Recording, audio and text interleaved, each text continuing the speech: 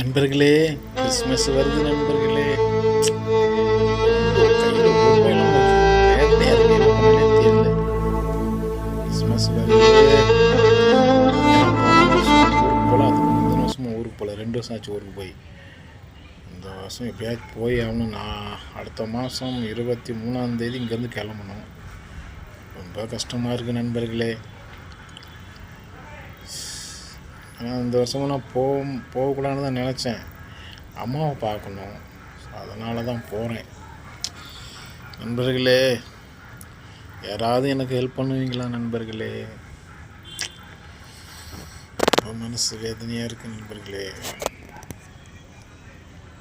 பாப்பா கடவுள் இருக்கார், ஏசப்பா எப்படியாச்சும் ஒரு வழியில் காசு யார் மூலமாச்சும் கொடுத்து விடுவார்.